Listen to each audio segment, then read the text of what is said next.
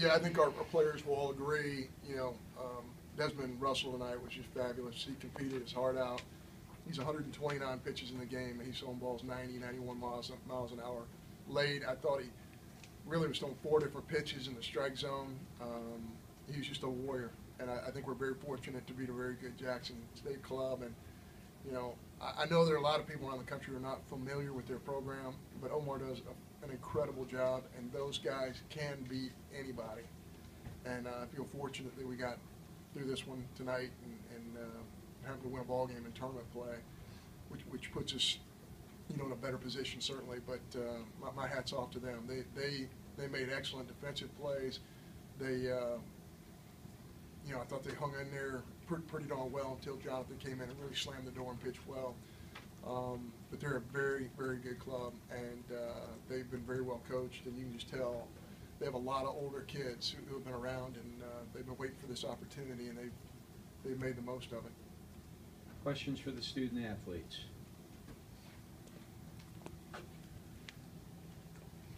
Gavin, when you're catching Holder and he comes in there some, lunges and knee buckling and awkward swings, do you notice that, and kind of what goes through your mind when you're pitch calling when you see the off-balance swings like that?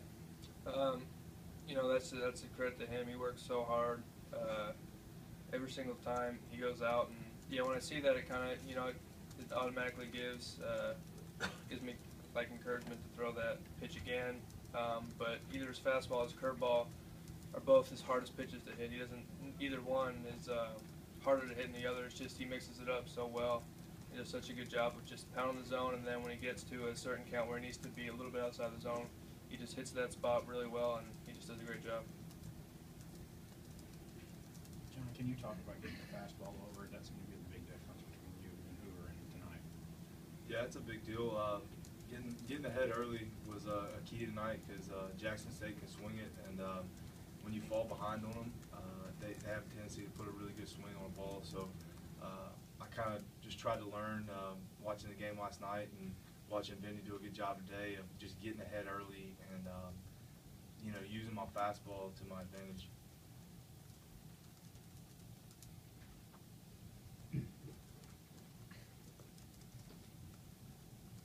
John, was that about the livest your arms felt in a while because you weren't dislocated? I mean, you were consistently hitting there in the mid-90s when you came out of the bullpen. Yeah, I made a few physical adjustments.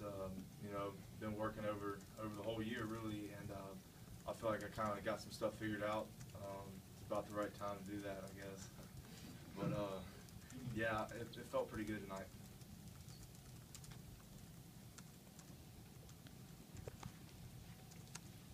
What's your mindset, John, when you come in and the bases are loaded, 2 outs, and the game's tied? What's your mindset? Just to be aggressive because, I don't really know where we were at in their order, but I didn't want to walk anybody in, and so I had to go ahead and just trust my stuff that I was going to get an out some way. John, you seem like you, this might not be the right word, but you enjoy those high-pressure situations, usually do pretty well. Is that a mindset thing with you? I mean, do you get excited when you go in somewhere like that? Yeah, those are situations that I love the best. Adrenaline filled. Adrenaline's kind of my key. So when I get to come in situations that are high pressure, adrenaline rush, I feel like my stuff's a little sharper maybe, and that I pound the zone. And Gavin does a great job calling pitches and locating and knowing what the hitter's done before. And Ben had him swinging tonight, so it makes my job a little bit easier when I come in and they're already swinging a little bit. For Gavin and Brett, it seemed like you guys wanted to make things happen, especially on the bases. Gavin, you took second on your RBI hit. Brett, you took second on what looked like a routine single. Was that talked about, and was that part of the game plan tonight? It's just being aggressive. I mean, we're trying to get as many runs as we can and trying to take advantage of the game, stuff like that. And he did a good job, too, taking second base because, I mean, we work on that when someone's going home. You got to take second with 2 outs just because it'll help score the run and also get another run on base. So that's just something we work on, and it helps us to our advantage just to be aggressive overall in the game. So just what he said, he works his butt off every single day, and we saw the outfielders playing kind of back in the first inning. They played deep pretty much throughout, every guy in the lineup, and and we want to try and test their arms. They're all a very good team, but when you're playing deep like that and there's a ball kind of offline when you're playing so far back, you got to test that arm. If you get a good round at first base, you just got to take off and go. And with one out, it's a good time to go, and that's what Brett did.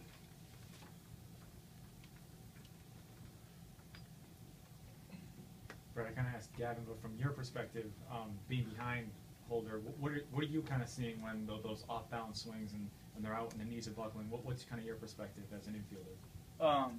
Well, today it was a little different.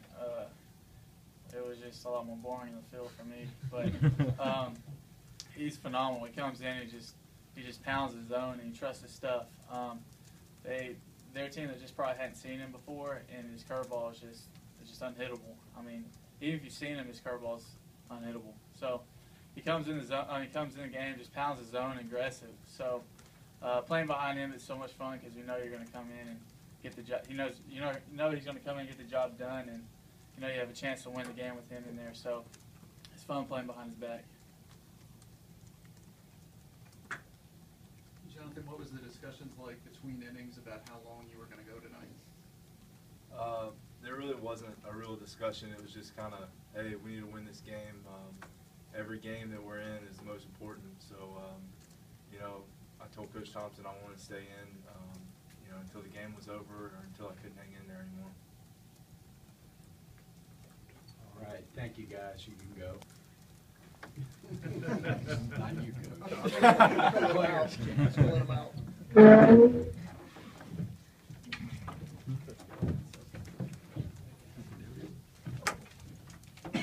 Thanks, guys. Thank you, Jonathan. You're phenomenal in the interview. Thank you. Thank you. All right, questions for Coach Cohen?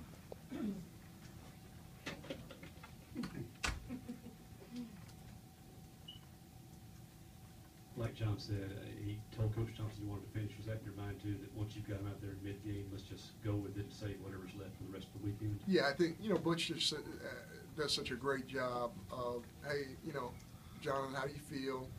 Coach, we got 6 outs to go. I'm getting all 6 outs. You know, that's the kind of comment you're going to get from Jonathan Holder. But you got to read between the lines and understand, you know, if he's starting to lose velocity and lose command, you know, he got 65 pitches in, but, you know, it's pretty economic when you consider how many strikes he threw. So certainly, you know, we felt the game was at hand when he came into the ball game, and, you know, that's where the game was going to be won and lost, and that's when we bring in our best guys out of the bullpen, and certainly he's one of those 2 guys.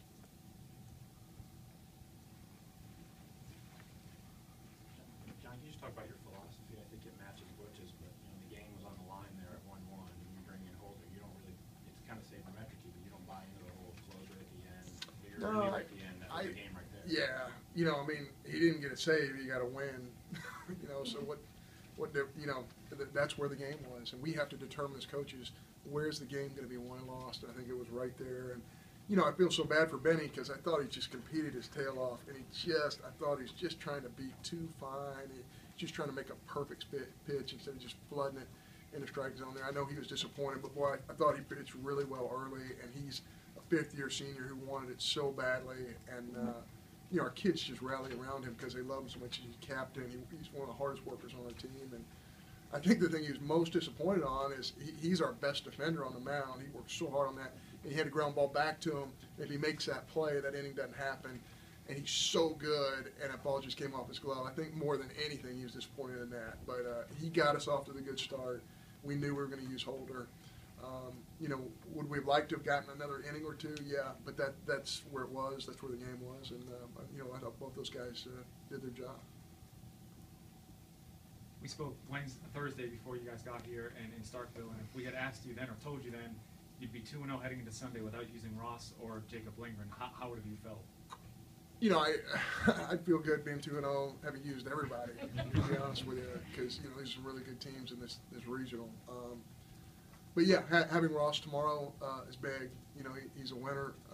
He's incredibly competitive, and, you know, our kids like playing behind him. But no matter who we play tomorrow, we're going to play a great club. We were going to play a great club tomorrow, and Ross knows that. And, you know, Lindgren is anxious. He wants to pitch. And, hopefully we'll get great performances out of those guys, and I'm sure we might need somebody else as well.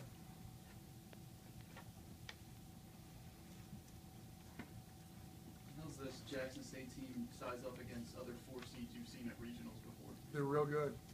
I mean, I think this is the biggest mismatch of an RPI I think I've ever seen.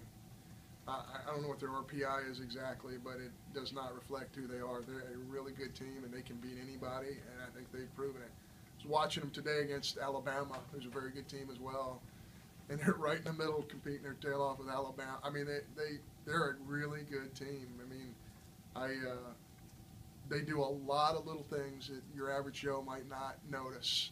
They're very well coached. They're very well prepared, and they have older kids, and that is a recipe to beat people. And you know, as I said earlier, Russell was he deserved to win a ball game tonight. I thought he was just outstanding. We just got some timely hits that they didn't, but he was phenomenal. He would have beat a lot of people tonight. We're very fortunate.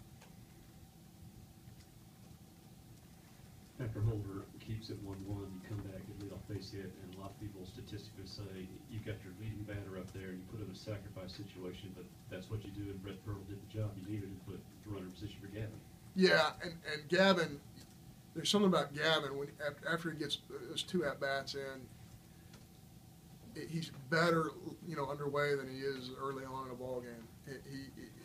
He's had some at-bats that he wish he could have back early in ball games, but he progressively gets better, and he's got power, and he's got good feel to hit, and the ball just explodes off his barrel when he gets into position. He's going to be a great player. But more than that, I mean, you know, he's catching high-level arms and doing an incredible job leading them. And he is calling pitches, but you better believe that he's spending hours and hours and hours with Butch Thompson preparing, you know, for these moments. And so Butch has his fingerprints all over it. So we're so proud of him and how far he's come this year. He is so much a different player right now, Gavin Collins, than he was 2 months ago, 3 months ago. And we kind of felt that was going to happen, but he's really progressing nicely. I'm guessing there are points in games where you can tell a pitcher either not having a good day or maybe he is on. Was there a particular pitch or moment for Holder when you said this is one of those days for him? Well, Butch has a great quote that I love, and it's probably not his. He's like everybody else. He probably stole it from somebody else. But he says, hey, the hitter's going to tell us everything we need to know. And the way they were reacting to Jonathan's breaking ball early on, we kind of felt like Jonathan's stuff was where it needed to be. Even the fastball, you know, late on the fastball, not seeing the breaking ball. And we're pretty fortunate because Jonathan, you know, against right-handed hitting, and they had an 8-man right-handed hitting lineup that kind of fell into place for us as well. But you know, you got to go out there and execute. You got to shove it in the zone. And I think that more than anything, that's what Jonathan did. I mean, I'm just looking at the numbers here. He threw 65 pitches and 49 of them were strikes. So that's 16 balls out of 65 pitches. That's for a guy's got a power arm and a great breaking ball. That's pretty good stuff.